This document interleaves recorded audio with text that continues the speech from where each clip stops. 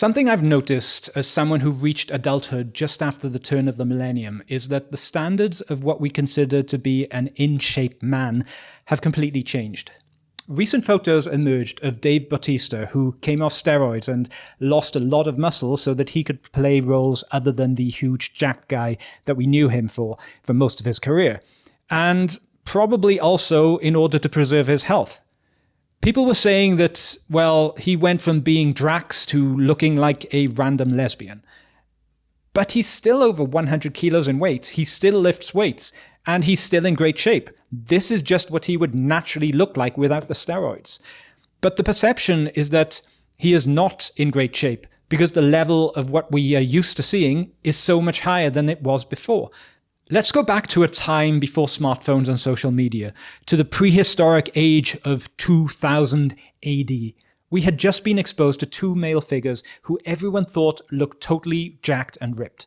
Hugh Jackman as Wolverine and Vin Diesel as Riddick.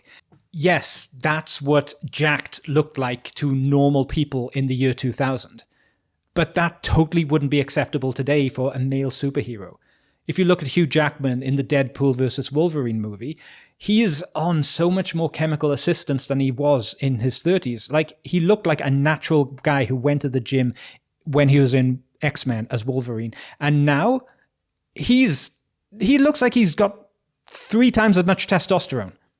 Social media articles will say that, oh, it's just hard work and dedication. But those of us who have been training with hard work and dedication for a couple of decades know that that's steroids. But did he even have a choice in this? If he looked like he did in 2000 X-Men, he would be considered skinny fat. And even Vin Diesel as Riddick would be criticized for not getting cut enough, to having too much body fat. I previously said that body positivity is not really something for men. Every example of body positivity tends to be a fat woman with a slim or athletic man.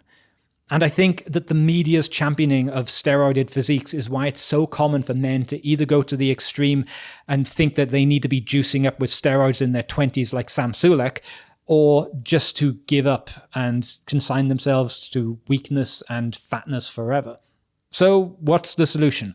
I think we need to get away from the extremes and just embrace making a reasonable effort and develop a habit of calling out what is not natural. There should be shame in taking steroids and saying you're natural, because some people actually believe you. And then they think that, oh my gosh, I must have really terrible genetics because I try so hard and I'm getting nowhere compared to this guy. Whereas in reality, they might be totally average or even better. So yeah, bring back shaming for lying, but that's for society.